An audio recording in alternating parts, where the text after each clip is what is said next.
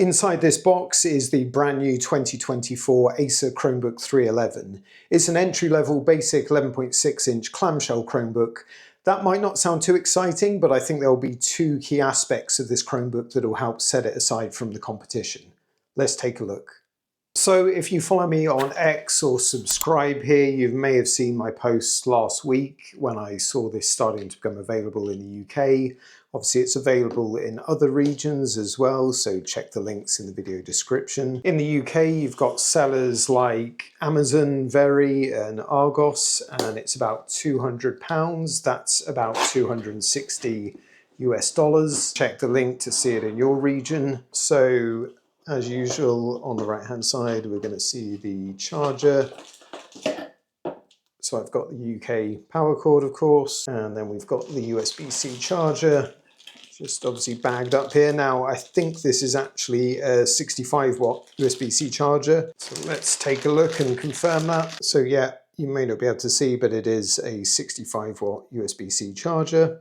Just pop that back down. So recycled packaging, always good to see. One detail I'd almost missed on the packaging, you see the side that covers the power charger here. So these instructions actually show you how you can make that into a laptop stand. So we saw that on the packaging of the Acer Vero 514, a Chromebook that's really focused on recycled materials and being environmentally friendly. So nice to see that Acer are doing that on their other packaging too.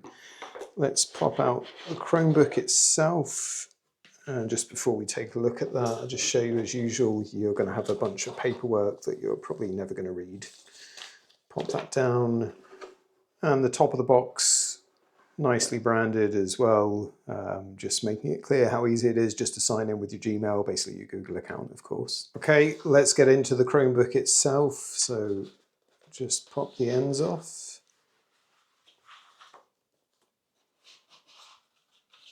And then get it out of this sleeve. So yeah, it's in silver again, like the previous generation and like the Spin 311 you may have seen on the channel, the older convertible model. This is obviously just a clamshell Chromebook. This isn't the Spin version. I'm not sure if we're getting one, but hopefully we will get to see one, and I'll get to show you that on the channel as well. It is feeling fairly light, and that's one of the key advantages I think of this machine, but not quite as light as I was hoping. So I've got the scales here. Let's just give it a quick weigh. So it's about 1.19 kg. I'll flash up on screen the equivalent in pounds. And just for comparison, I've also got the older generation Spin 311 here with the MediaTek MT8183 processor. So this is a 2020 Chromebook. I really like the lightness of this, and keep in mind it's got a touchscreen on it as well. So let's just compare.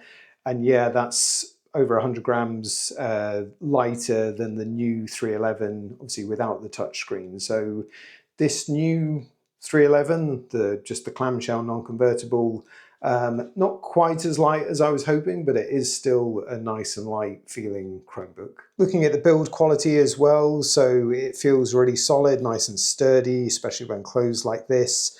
And I like the fact we've got 4 rounded corners on it, so it's just easy to handle, especially when you think the main market for this is probably going to be younger kids.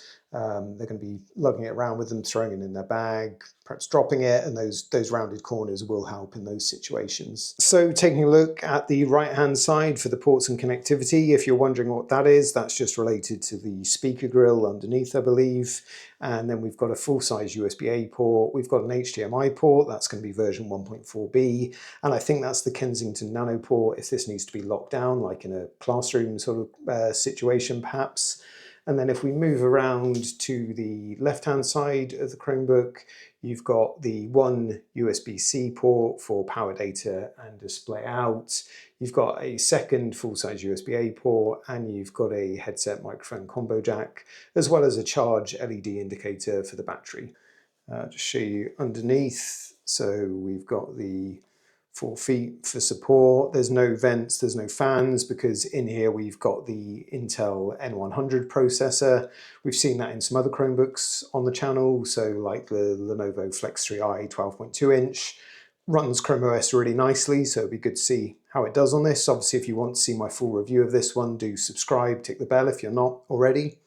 We have got the speakers on the bottom, unfortunately. I mean, it's to be expected really for an entry-level Chromebook of this size. They're not really going to fit up on the keyboard deck. So yeah, they're at the what will be the front underneath. So, we're not going to expect the best sound out of this, but just seeing where they are. Okay, let's open it up and have a look inside, and then I'll show you around in the ports as well. So just remove that protection from the keyboard. Okay, so keyboard feeling very similar to the older generation on the Spin 311 that I have. That's a good thing. I think it feels really solid, really clicky for this kind of entry-level Chromebook. Fairly sort of medium to deep travel to the keys, if you can see that there. So yeah, that feels nice. And the trackpad feeling solid, no looseness to it, nice and smooth, and again a fairly decent size considering the amount of space you've got to work with here on an 11.6-inch Chromebook. Let's just see what we've got here on the label. So, long battery life, that's fairly open to interpretation, isn't it? But we'll see. I mean, it should stand up well again with the N100 processor. We'll see how that does in the full review when it comes up. Camera shutter, so yeah, there's a privacy slider on the camera. I'll show you that in just a minute. Side speakers, which we've just seen, better images in low light. Okay, we'll see how that screen does. I think that's one of the key features I talked about. And the ocean glass trackpad, which it's not a glass trackpad, that's just branding for Acer using recycled ocean-bound plastic. So it's plastic, but they try and give it a glass-like feel. I think they do that well, and ocean glass is just a bit of marketing there.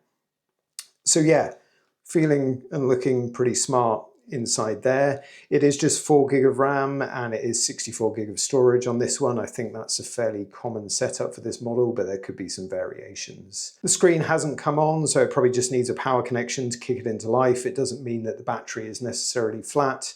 So I'll get it set up now with my test user, get it back to my desk, and we'll have a quick look around. Okay, back at the desk, and in case I didn't show you earlier, the screen does go back 180 degrees like this, although obviously this isn't the Spin version as I mentioned, so this isn't a convertible Chromebook, it's just a clamshell Chromebook, but always handy when the screen can go back 180 degrees. So let's get some power onto this Chromebook. As I've done in my past couple of videos, I'm going to use my Charmaster 100-watt USB-C power bank. I'll link to this in the video description and the pinned comment as well if you want to check it out, but basically this is a power bank that's powerful enough to not only charge but also power devices like a Chromebook. So let's get this plugged in and see how we do. So that USB-C port on the left-hand side, and I'll just hit the power button in the top right. Hopefully we will come to life. Here we go. So yeah, we'll have a look into this. We'll see that obviously there should be no battery cycles. We'll check the update schedule, confirm how many years of updates this Chromebook will get, and also just have a look out of interest to see which version of Chrome OS is on there and does that tie up to the manufacture date. So without further ado, I'll get set up on this. If you do want to see a walkthrough of getting set up on Chrome OS for the first time, I'll link to one of my previous videos that shows you how you can do that. So I've cheated slightly. I've just come into guest mode before we get too set up, so before it gets any automatic updates or anything. And I can see it's got Chrome OS version 122 on it. We're at 127 right now. Version 122 came out around March time. So that ties up to this obviously being a new Chromebook.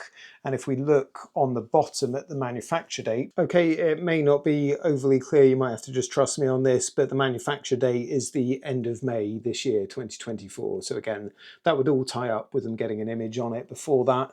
So obviously hasn't been touched since. The only other thing I wanted to mention before I let it charge too much is just see that, yeah, the battery is at 85%. So it's claiming about 9 hours, 12 minutes left there. Again, subscribe if you want to see the full review and we'll see just how well this one does fare with battery life, but I'm expecting it to be pretty decent. So I'm set up with my test user now. It's just finishing installing my remaining apps and syncing things up. But the thing to talk about now is the display. So I mentioned at the start of the video that there were two things that I thought were going to set this new Acer Chromebook 311 aside from the competition. A lot of the small 11.6-inch Chromebooks we see come with a TN display rather than an IPS display that this has. So TN displays are going to look more washed out, more dull, the colours are going to be less accurate. This is nice and clear, nice and bright. It's obviously non-touch. I don't think there are touch options in this series. I think they'd save that for the convertible Spin. But it looks really good, as I say, especially compared to some of the competition. Like previous generations, the larger bezels around the screen are still there, a sort of rougher plastic on this model. A lot of people really dislike these and comment about them, but you've got to remember this is targeted at younger children. Actually having something they can pick up and grip around the screen like this probably isn't a bad idea. And it's obviously helped keep the cost low of this model as well. It isn't full HD, it is just HD, so it's only 1366 by 768. But again, you've got to remember this is an entry-level machine. It is targeted mainly at a younger user, and that's not really going to be of such importance. I think the other main market for this is just somebody that wants a very light and cheap brand new Chromebook that they can travel with and chuck in their bag and not have to care about or pay too much attention to because of the weight, as I mentioned, although it's not quite as low as I was hoping. But yeah, I think this display is definitely going to stand it apart from some of the competition, but let's see what else is coming out in 2024 as this maybe becomes more of the norm. So screen recording on the Chromebook itself, let's just show you a couple of things I normally check out in the settings. So we are on version 127 of Chrome OS, as I say. I've just updated it to Chrome OS's latest release.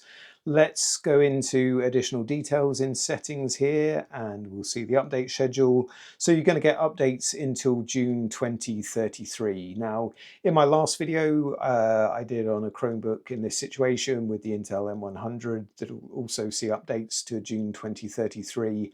I mentioned I was a bit confused as that's another brand new 2024 model, and I thought Google said you're getting 10 years of updates. I reread the wording around that, and it's all around the platform that it's released on. So the platform, you'd argue, based on the processor, the N100, that came out in 2023, means this will have updates until June 2033. That's certainly how I'm interpreting it. Let me know in the comments if you disagree or suggest anything different. But that's what it's telling us on the Chromebook. The other thing I would like to do, go back into About Chrome OS, and let's go into diagnostics here, and we're going to check the battery cycles, and hopefully as it's brand new and I don't think anyone else had ever opened this yet, 0 battery cycles, and we've got 100% battery health, so all looking really healthy there.